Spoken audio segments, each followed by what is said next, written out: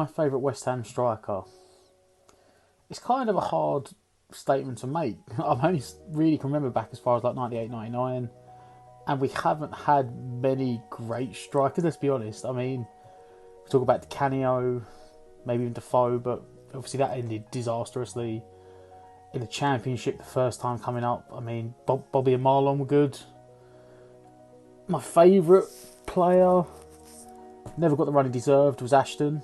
I think Ashton probably would have been long with us that long anyway, because I think he had the ability to go way beyond our level.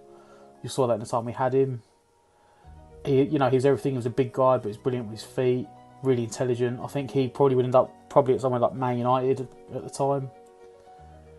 Or if you go for loyalty, I mean, it's going to sound crazy, but Carlton Cole, I think if he hadn't had a 3-month break between us getting rid of him and then bringing him back, I think he hit 10 years, 9 years maybe. He was close to getting a testimonial because he arrived in 2006. So if you look for loyalty, it'd be Carlton Cole, which is a mental one, but the guy stuck around a long time, in credit to him. Went to the Championship, took a pay cut, come back again. For ability, for as short as his run was, Dean Ashton had so much potential it was untrue. I mean, if you talk short term, you could have said Carlos Tevez, but I always, for me, it's hard because, people talk about we've had 30 odd strikers under David Gold and David Sullivan.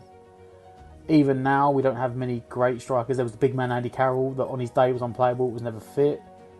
You had Sacco who, for his temper tantrums, it's a really hard decision. I think I would go Ashton for his ability, but hey ho, it's a really difficult decision based on a horrendous run of centre forwards. Hi there.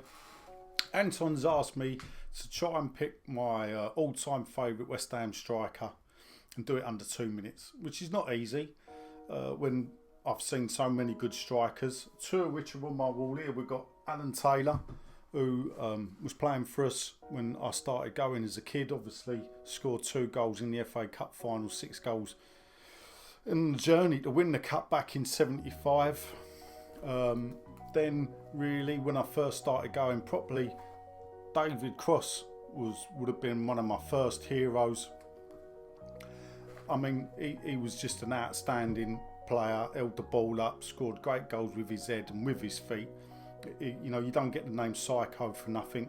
But if I was going to pick my all-time favourite striker, it would have to be this man here, Mr. Francis McAvenny, who turned up. Nobody knew who he was. I think it was about £400,000 for St Mirren. Was bought as a midfield player. Paul Goddard busts his shoulder away at Birmingham City, first game of the season, and then we play QPR a couple of days later, and Frank goes up front and tears QPR a new one, and a hero was born. So if I'm going to pick my all-time favourite striker, it's got to be Mr. Frank McAvenny. Favourite West Ham striker? Well, we've had some belters. We've also had some absolute garbage over the years. I think everyone can agree with that. We've had the likes of Carlos Tevez, who had a brief spell, who I really enjoyed watching. Arnautovic was class, pity about his attitude. Carlton Cole, fans' favourite, absolutely loved him. But I'm going to go with Bobby Zamora.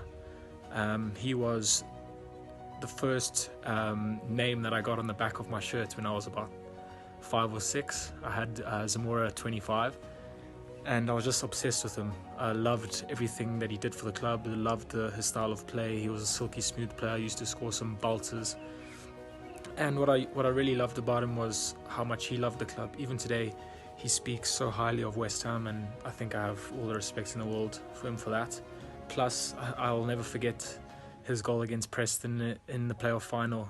Wow, that was just incredible. When that goal went in, I went absolutely mental. I remember I was, maybe 6 or 7 at the time, and the next day I got to school and I hadn't done my homework, and the teacher said why, and I said, yeah, sorry, I was watching the playoff final. I just went ballistic. That was literally my excuse for not doing my homework, because I stayed up the whole of that night just so excited that we're going to be back in the Premier League. So Bobby Z for me. Okay, so my favourite West Ham striker is Paolo Di Canio, which has come to as no surprise to anyone, and I'm sure most people feel the same way as me. Just his passion, his ability, his technique, everything about him. He just personified what it was like to play football, what fans want to see when players play for the club.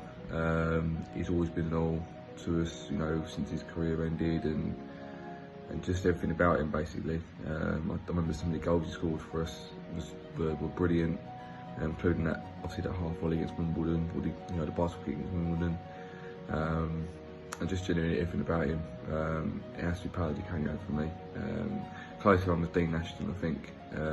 Very gutted that he had to retire when he did. He was a fantastic player. Probably wouldn't have played for the club for many more years if he hadn't retired. He was that good. He'd have gone to one of the top clubs. But for me, yeah, it has to be Di Canio. Nothing beats him at the moment. So I might do in the future, but right now, Di Canio's safe. Hi there, I've been asked to pick my striker of all time. And if you go through the years, Jeff Hurst and Budgie Byrne knocking in plenty of goals, and I'm just trying to think closer to my time, Cotty McAvenny, Kitson and John Hartson.